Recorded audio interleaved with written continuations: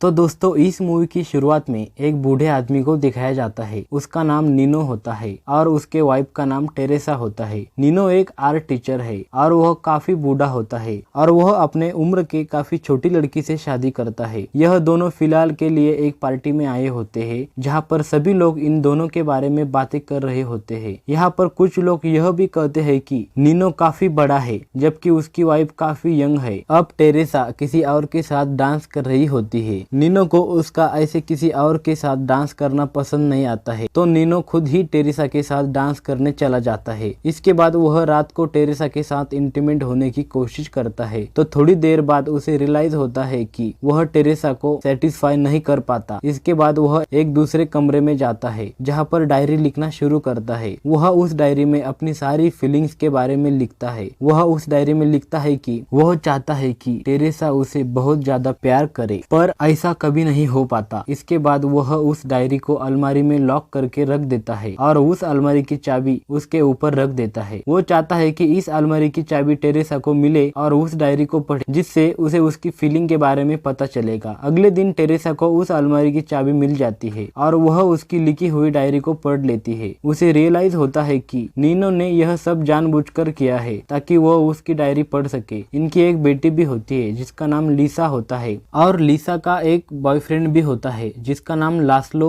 होता है। और यह सब लोकगीत पार्टी में जाते हैं। वहां से आने के बाद टेरेसा बेहोश हो जाती है, तो लास्लो उसे एक इंजेक्शन देता है जिसके चलते वह उसके सारे कपड़े निकाल देता है। नीनो को यह सब करते हुए बिल्कुल भी अच्छा नहीं लगता। बाद में वह अपने डायरी में अपनी फीलिंग्स के बारे में सारी बातें लिखता है। उसी रात को जब टेरेसा अपने कमरे में सो रही होती है तब नीनो जाकर उसके सारे कपड़े उतार देता है और उसके साथ इंटीमेट होता है। इसके बाद नीनो को अपनी वाइफ से इतना पागलपन हो जाता है कि उसके नेक्ड पिक्चर्स लेना शुरू करता है, वो भी अलग अलग एंगल्स में। और वह इस फोटोज को प्रिंट कराने के लिए एक फोटोग्राफर के पास जाता है जहाँ पर उसे पता चलता है कि यह फोटोग्राफर कोई और नहीं बल्कि लास्लो है और वही फोटोज को डेवलप करता है। अब लास्लो भी टेरेसा के नेक्ड फोटोज देख लेता है जिसके कारण वह भी टेरेसा के साथ इंटीमेट होना चाहता है। कुछ दिन बाद हम देखते हैं कि लिसा, लास्लो और टेरेसा टूर पर जाते हैं और यहाँ पर लास्लो और टेरेसा एक रेस्टोरेंट में बैठे होते हैं और यहाँ पर लास्लो टेरेसा को अपनी फीलिंग्स के बारे में बताता है। पहले तो टेरेसा उसे इनकार कर देती है, बाद में लास्लो टेरेसा के कुछ फोटोज लेता है और यहाँ पर लिसा अपने काम की वजह से इन दोनों से दूर रहती है। इसके बाद लास्लो और टेरेसा एक होटल रूम में जाकर इंटीमेट होते हैं। साथ ही इन दोनों का यही से अफेयर शुरू हो जाता है। इन सब के बाद हम देखते हैं कि टेरेसा ने अपनी खुद की डायरी लिखना शुरू कर दिया है और वह इस डायरी में अपनी सारी फीलिंग्स के बारे में लिखती है और वह यह भी चाहती है कि नीनो उसकी डायरी को पढ़े और इस तरह यह दोनों